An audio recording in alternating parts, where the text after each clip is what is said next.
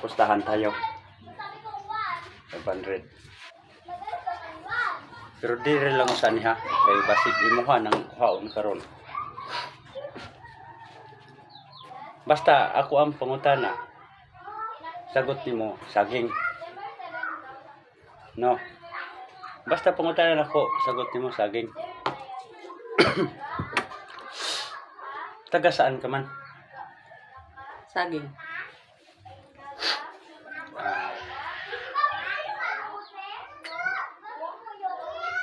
Nakasaing na kayo? Saging. Anong ulam natin? Saging.